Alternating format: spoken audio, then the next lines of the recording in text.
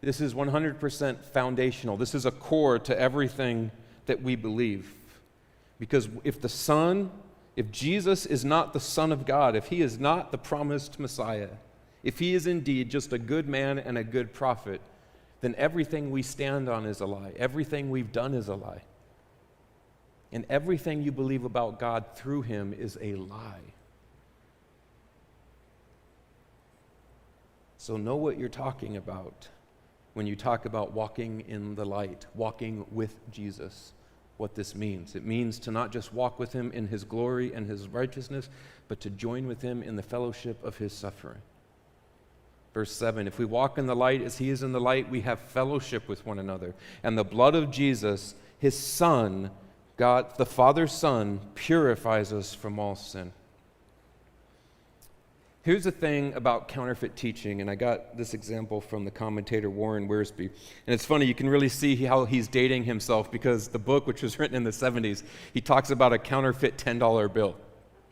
And as I was going to use the illustration for you here today, I thought, I got to go much higher. And because we don't have $1,000 bills to really get to what inflation has done, I'll just use a $100 bill, because nobody's going to counterfeit a $10 bill anymore. The 70s, maybe. So you can have a $100 bill that's counterfeit, right? A really good one.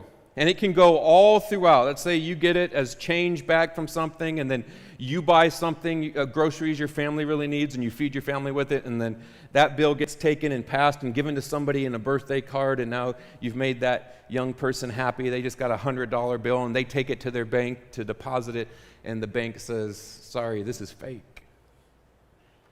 Now, that $100 bill in its life, while it was out in circulation, did a lot of good. It fed families. It allowed people to get paid for their work. It made a young child happy. The problem is, once that $100 bill got back to the source, got back to the authority, it was recognized for what it was, a counterfeit. And friends, this is why the gospel and what you listen to, what podcasts you listen to, who you're reading, this is why it matters. Yes, I understand that 90% of what they say is true and it is good and they read the scriptures, but that 10%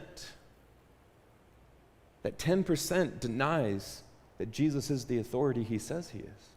That 10% denies that we today in 2022 must join with Jesus in his suffering as well as his righteousness and glory. They deny the fact that God will allow pain in your life and sickness in your life, and he will use it to refine you like gold and get the dross out. That's such a small thing, right? No, this is foundational stuff. This is stuff Jesus invited us to be a part of, and now these people are saying, oh, you don't need to be a part of that. Just come be a part of all the blessing. That's just a small example. And so what's happening here is the teaching is that Jesus wasn't actually God the whole time, or that I no longer have to love my neighbor or sacrifice. And Paul's saying, no, you don't understand. You can't walk in the light and yet not show love to others. Jesus himself, during his ministry, okay, you say the Messiah came upon Jesus at baptism? Well, then look at his time on earth during the 3 years from when he was baptized to when he was crucified. All he did was love his neighbor and give of himself and of his time.